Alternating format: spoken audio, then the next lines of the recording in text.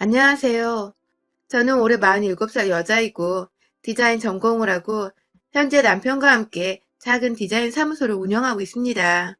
다행히 일거리는 코로나를 겪으면서도 꾸준히 평소대로 차질 없이 들어왔고 현재 남편과는 업무 분담을 칼같이 하는지라 저는 그냥 월급만 받고만 하는 정도이지만 사업은 잘 돼가는 듯 해요. 저희 딸도 저희 부부와 마찬가지로 디자인을 전공하여 작년에 대학에 들어갔고 앞으로도 딸이 원한다면 함께 일할 의향이 있어서 딸과 함께 돈을 번다는 기대로 부풀어 사는 평범한 아줌마입니다. 딸과의 관계가 애틋한 만큼 저 또한 저희 엄마와의 모녀 관계가 애틋한 편이었습니다. 제가 여기서 과거형으로 언급한 이유는 다름 아닌 저희 어머니께서 1년 전에 지병으로 돌아가셨기 때문이에요. 제 아무리 어릴 적에 사소한 것으로 엄마한테 대들었고 싸우기도 정말 말도 안 되게 많이 싸우면서 마음에 금이 가고 상처를 받은 적도 많았지만 그럼에도 저희 엄마는 평생을 제 옆에서 함께 오래도록 살아주면서 저와 이렇게 알콩달콩 싸우기도 하고 화해도 하면서 돈독한 모녀 관계를 이어가 주실 줄 알았습니다. 감히 다른 지인들이 돌아가시거나 친구가 부모님을 다 여의었을 때도 저만큼은 미련하게 우리 부모님은 다 내가 검은 머리가 파뿌리 되는 때까지 곁에 함께 있어 주실 거라는 걸 당연스럽게 생각을 했습니다. 무슨 자신감이었는지 엄마가 가끔씩 두통이 너무 심하다고 알아 누우실 때에도 몸 안에 피가 모자란데 생리 때마다 피를 내뱉으니 더 어지러운 거라며 그만 투덜대라는 닥달을 했고 엄마가 폐경을 겪으실 때에도 감히 폐경이 다가온 줄도 모른 채 그냥 엄마가 왜 저렇게 민감하시고 얼굴을 붉히시나 싶어서 제가 기분 좀 풀고 살라면서 엄마한테 억지로 밖에 나가보라 그러고 억지로 운동을 하라고 밖으로 실제 내보내기도 했습니다. 뭘 몰랐던 것 치고는 너무 무지했고 무식했고 무관심으로 일관했던 저였어요. 큰딸이라고 저를 늘 친구처럼 대하려 하셨지만 성격이 너무 반대여서 부딪히기도 자주 부딪혔던 엄마는 저를 키우기가 너무 힘들고 벅찼다는 말씀을 많이 하셨지만 그 얘기를 들을 때마다 엄마한테 미안하기도 하고 제가 상처받은 것들이 먼저 생각난 바람에 엄마도 잘못했었어 라는 말들을 던져가면서 엄마의 가슴에 비스도 여러 번 꽂았습니다. 성인이 되고 아이를 낳아 내가 엄마가 되었는데도 불구하고 내 새끼가 먼저이고 내 새끼 돌보느라 정신이 없이 행복해야 하느라 내 엄마가 어떻게 돼가고 있는지를 미처 파악하지 못했습니다. 오히려 연락이 없던 엄마가 오랜만에 연락을 하면 딸이 되어 애교 좀 부려보고 사랑한다고 한마디를 좀 먼저 꺼냈으면 좋았을 텐데 뭐가 그리 낯뜨겁고 부끄러웠는지 왜 전화를 했냐며 퉁명스럽게 말을 건네버린 듯 했었고요. 엄마가 보고 싶다고 집에 한번 아이를 데리고 놀러 오라며 부탁을 하셔도 당장의 일이 너무 바쁘고 돈 버느라 정신이 없었던 나머지 다음에 라고 약속을 미루고 반복하면서 엄마 얼굴을 1년에 2번, 어쩔 땐 한 번 정도 보면서 참 남들보다 못하게 지냈어요. 돈을 더 많이 버는 것이 내 아이를 위해서 그리고 내 부모를 위해서 효도를 하는 것이라고만 생각을 했습니다. 남편과 일을 시작하면서 점점 더 일이 많아지고 힘들기도 많이 힘들었지만 그만큼 돈이 더 벌리니까 더 기분이 좋았고 그렇게 번 돈으로 우리 딸뿐만 아니라 저희 엄마 아빠도 근사한 크루즈 여행이라도 보내드리면서 호강을 시켜드릴 상상에 늘 행복했습니다. 실제로 저는 함께 참석을 하진 않았지만 부모님은 효도관광을 보내드린다고 제주도도 여러 번 보내드렸었고 두 분이서만 여행사 끼고서 일본이나 동남아 쪽으로 여행을 보내드리기도 했었어요. 두 분께 비행기를 태워드렸다는 자체만으로도 저는 딸의 의무를 굉장히 잘하고 있는 중이라며 제대로 효도다운 효도를 하고 있는 중이라며 내심 으쓱거려 대기도 했었습니다. 하지만 전 그때까지만 해도 진짜 우리 부모님께서 원하시는 것이 무엇인지를 알지 못했습니다. 정작 우리 부모님이 원하셨던 것은 우리 엄마가 원했던 것은 비행기를 태워서 근사한 외국으로 관광을 시켜주는 게 아니라 딸과 함께 두 손 꼭 잡고 집 앞 공원에서라도 하루 10분이라도 산책을 해보는 것이었는데 저는 그 쉽고도 저렴한 소원을 결국 엄마 돌아가시는 날까지 들어드리지 못했습니다. 저는 이 소박한 엄마의 바람을 엄마가 남겨주신 일기장을 통해서 비로소 알게 되었고요. 후회를 하자니 이미 엄마는 너무 상태가 악화되어 중환자실에 꼼짝없이 누워만 계셨고 제발 깨어나서 함께 산책을 하자고 빌면 빌수록 엄마의 건강은 되돌릴 수 없을 정도로 악화가 되어버렸죠. 그리고 결국 엄마는 끝내 딸내미와 함께 산책 한번 해보지를 못하고 그냥 그대로 유언조차 제대로 남기지도 못한 채 호흡기를 단 채로 병원 중환자실에서 눈을 감으셨습니다. 그날은 설을 앞둔 일주일 전쯤이었습니다. 엄마가 돌아가시고 나서는 설을 지내기 전에 항상 엄마의 제사를 차리는 날이 찾아왔죠. 엄마를 잘 돌봐드리지 못했다는 죄책감에 엄마가 돌아가시고 나서 한동안 저는 일을 제대로 할 수도 없었어요. 돌아가신 엄마를 다시 살려내려며 애먼 남편한테 화풀이를 해보기도 했고, 남편도 제가 너무 걱정이 되었는지 일을 하지 못하게 하면서 제가 진정할 수 있는 시간을 가질 수 있도록 만들어줬어요. 엄마 때문에 정신이 말이 아니게 혼란스러웠을 텐데도 딸내미는 수험 생활을 잘 견뎌줬고, 저도 빠른 시간은 아니었지만 최대한 마음 추스리고서 일상으로 되돌아올 수 있었습니다. 산 사람은 어떻게든 사라진다고 하더니 정말 그렇게 엄마 없는 세상에 익숙해져 가는 제 자신이 가끔 정말 원망스럽기도 했지만 저 때문에 더 힘들어하는 아빠를 보니 저도 더 이상 울기만 할 수가 없더라고요. 그렇게 엄마가 돌아가신 해에 저는 당연히 시댁도 가지 못했고요. 다만 제가 경황이 너무 없어서 잘 몰랐는데 저희 엄마 상 치르는 동안에 저희 시댁에서 아무도 찾아오지를 않으셨더라고요. 제가 울다 지쳐서 잠시 눈을 붙였을 때라도 다녀가신 줄 알았더니 나중에 알게 된 건 저희 시부모님이 아무도 저희 엄마 장례식에 오지를 않았어요. 이 사실을 정말 몇 달이 지나고서야 우연히 저희 외삼촌께서 친정에 다 같이 모여 술을 마시다가 경우가 없는 분들이다 라며 말씀을 해주셔서 알게 되었고 그제서야 남편도 저한테 이씨쭈꾸를 하더라고요. 본인들이 설날 제사를 앞두고서 재수없게 상 치르러 가는 게 맞나 싶어 고민을 하다가 못 오신 것 같다고 말입니다. 본인도 여러 번 오시라 말씀을 드리고 화까지 냈는데 시골분들 고집이 너무 세서 자기가 어쩔 수 없었다고 말이죠. 제가 그날부터 거의 잠을 못 잤어요. 시부모님에 대한 원망 때문에요.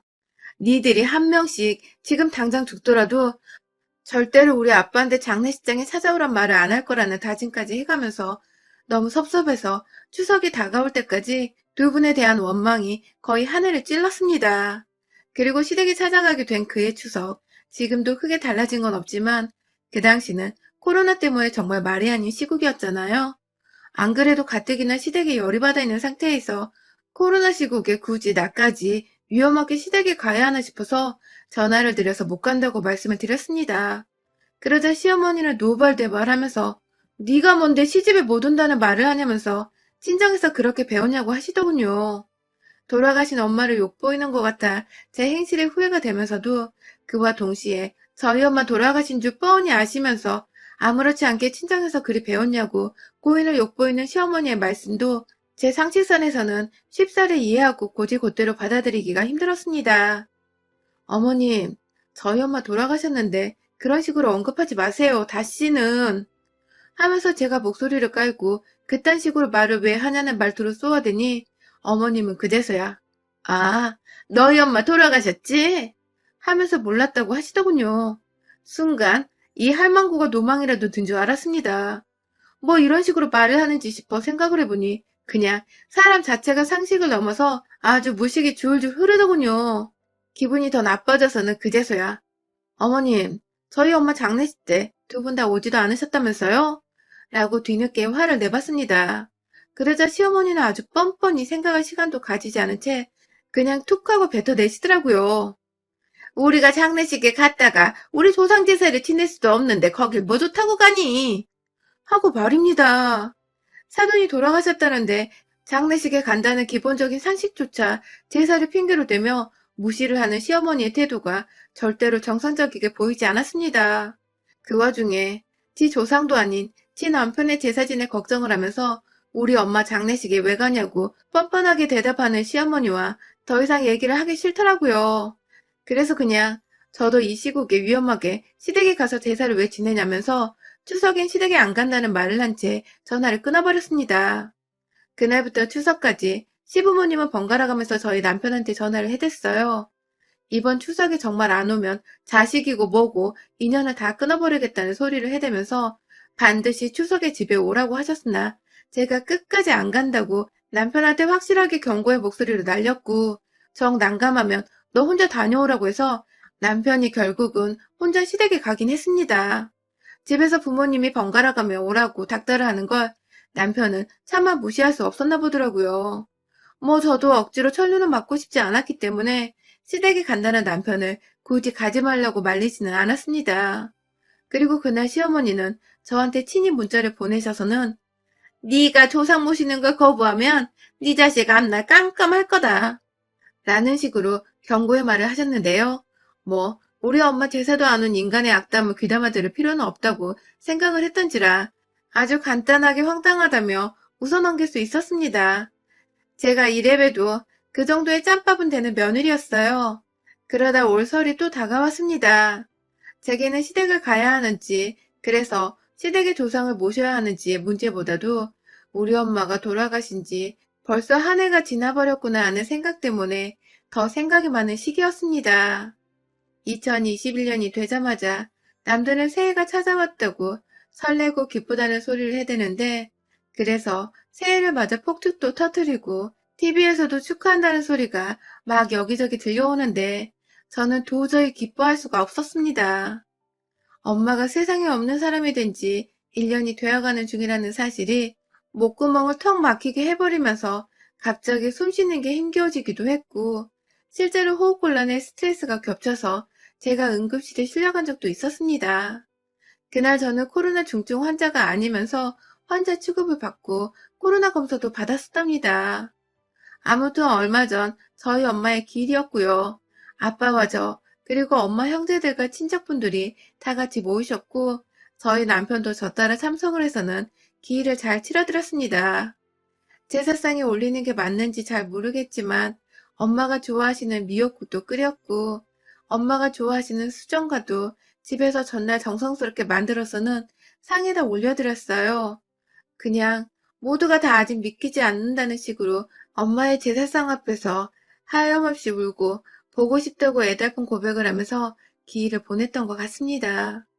한바탕 울고 나서 정신이 없는 상태로 곧장 올서를 맞았어요.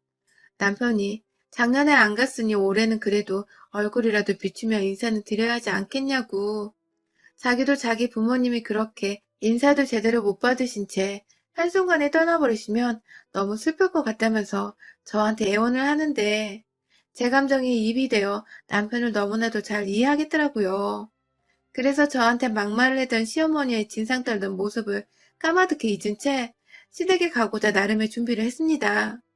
일단은 그간 해왔던 것처럼 미리 시어머니께 전화를 드려서 이번에 뭘 챙겨가야 하냐고, 뭘 미리 만들어가면 좋을지 연락을 드리려고 했어요. 보통은 과일을 제가 싱싱하게 제 사전에 사가는 편이지만 시어머니가 본인 스케줄과 기분에 따라서 만들고 싶은 음식을 미리 만들어 놓는 바람에 제가 미리 연락을 드려야 일을 분담하기가 편했습니다. 그리고 오랜만에 전화를 드리며 이번 설에는 남편과 함께 갈 예정이라고 말을 하니 시어머니는 네 자식은 아직 앞날이 멀쩡하니? 하면서 대답을 하셨습니다. 네, 지난 추석 때 제사를 지내러 시댁에 오지 않았다는 이유로 저한테 제 딸의 앞날이 깜깜할 거라는 악담을 퍼부으셨던 시어머니가 아직 그걸 기억하시고는 진짜로 내 딸, 그러니까 본인의 손녀되는 아이의 앞날이 궁금하다고 물어보시더군요. 이거 완전 인간 말종이더라고요. 어머님, 본인 손녀가 앞날이 꼬였으면 좋으시겠어요? 하면서 너무하다는 듯이 말씀을 드리니 어머님은 넌 우리 조상인 너 하나 때문에 우리까지 미워하면 좋겠니? 하면서 죽은 사람들 심상이 뭐 그리 대단한지 그걸 먼저 신경 쓰라는 듯이 말씀을 하시는데 정말 슬프고도 억울하고 분하고 너무너무 제 감정이 울컥거렸습니다. 그리고 결국 어머님은 먼저 전화를 끊으시면서 말하시길 너 니네 엄마 기일 지냈지?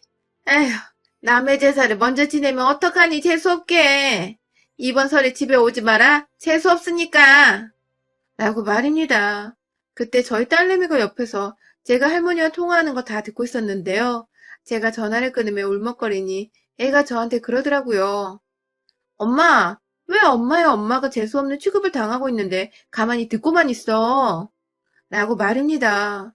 그러고 보니 작년 추석과 다를 거 없이 이번에도 우리 엄마가 돌아가셨다는 이유만으로 재수없는 취급을 시어머니로부터 당하고 있는데 저는 무시하는 게 답이라는 식으로 그걸 그냥 듣고만 있거나 한 귀로 흘려드리려고만 했지. 제대로 나서서 맞서고 욕을 한바탕 해줄 생각을 못하고 있었더라고요.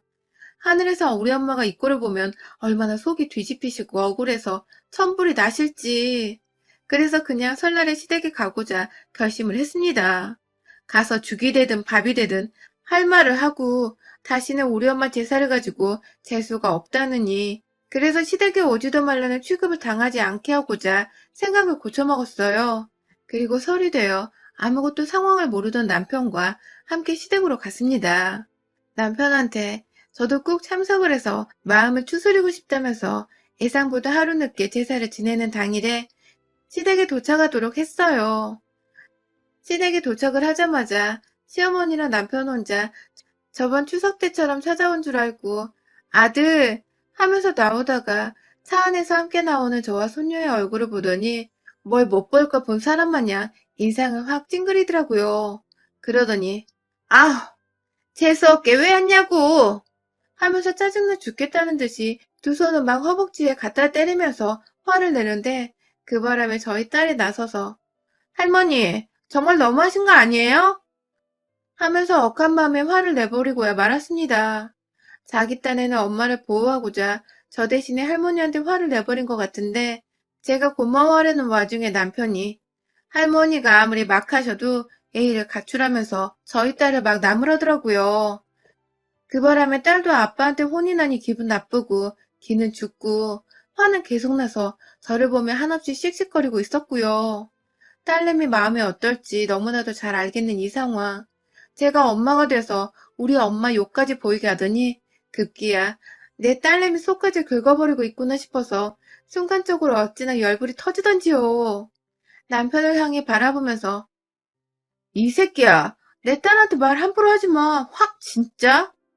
하면서 욕만 안 했을 뿐 이미 욕이 되바라지게 나왔다는 표정을 지어 보이면서 다가가니 남편이 저한테 쫄아 뒷걸음을 치려다 여보 그런 뜻이 아니라 하면서 말리는데 시어머니는 잘한다 여자가 재수없게 남편한테 소리나 지르고 하면서 또 재수가 없다는 타령을 해대셨습니다.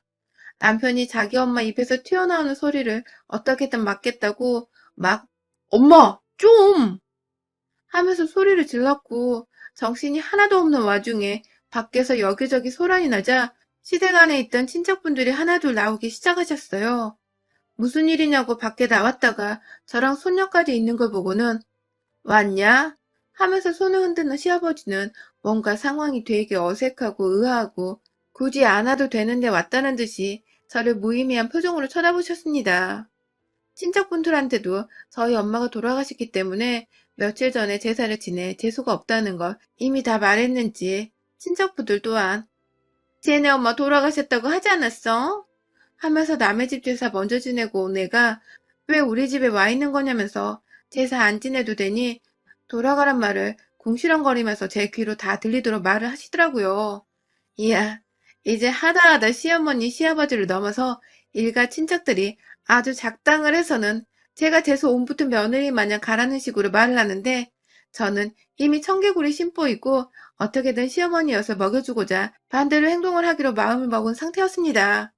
이내 남편이 분위기를 어떻게든 무마해보겠다고 억지로 웃어 보이면서 저희 왔어요 하면서 친척분들께 말을 건네는데 저도 똑같이 웃어 보였습니다. 아주 미친년처럼 그 분위기 속에서 아무렇지 않게 저희 왔습니다 하면서 분위기를 몰아서 시어머니께 섬뜩한 웃음을 기분 나쁘게 지어 보이고는 시어머니를 이내 지나쳐서 친척들의 틈을 뚫고 시댁 안으로 들어갔어요. 그리고는 이내 제 눈앞에 보이던 제사상을 아직 준비를 하고 있었는지 부엌에서 마저 상을 옮기고 있는 어르신들 틈에서 저도 같이 제가 할게요 하면서 도와드리기 시작했습니다. 재수가 없다고 자꾸만 곁눈질을 하면서 저를 쳐다보는 시부모님과 어르신들 틈에서 딸내미는 제가 도대체 왜 이런 취급을 받으면서도 제사상을 차리고 있는지를 이해하지 못하겠다는 듯이 한켠에서 팔짱을 낀 채 서 있었고 남편도 제가 도대체 왜 이렇게 잠잠하게 제사를 도와주고 있는지 모르겠다는 듯이 한켠에서 저를 입 떡 벌린 채 눈치를 보며 어른들께 인사를 나누고 있었는데요. 아랑곳하지 않고 제사 음식들을 제사상 위에 올려뒀습니다. 하나, 둘, 시골분들이 정성스레 만들어 놓았을 제사 음식들을 상 위에 조심스럽게 올려놓은 뒤에 모든 게 다 제자리에 얹혀지고서 제사만 올리는 데는 완성의 단계에 이르렀을 때에 제가 탄식과 함께 밖으로 나가서 현관에서 신발을 도로 신은 뒤쩌벅쩌벅 안으로 다시 들어와서는 곧바로 지체 없이 제사상 위로 향했습니다. 제가 제사상에 위에 두 발을 딛고 올라선 것입니다. 그리고는 기다렸다는 듯이 시엄마가 준비하고 제가 손수 상 위에 옮긴 그 제사 음식들, 그리고 그 외의 그릇들까지 제가 모두 다 정말 작정했다는 듯이 신발을 신은 채로 뻥뻥 차버리면서 음식들을 거실 사방으로 튕겨 까버렸습니다. 온 집안 사람들이 제사를 지내려고 모여있는 와중에 며느리가 제사상 위에 올라가서 음식들을 발로 까버리고 상다리 부러지라고 신발을 신은 채로 혼자 아슬아슬한 중심을 잡은 채 발로 쿵쿵 거리기까지 하더니 급기야 상다리 하나가 부러져 와장창창 소리를 커다랗게 내면서 바닥으로 움직이며 탁자며 중심 못 잡고 사방으로 떨어져 굴러가기 시작했습니다.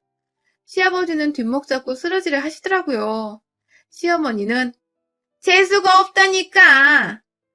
하면서 남편한테 저 끄집어 내려오게 하라고 등짝을 후려치며 끌어내는데 남편은 저의 행동에 정신을 못 차리고 가만히 충격받아 서 있더군요.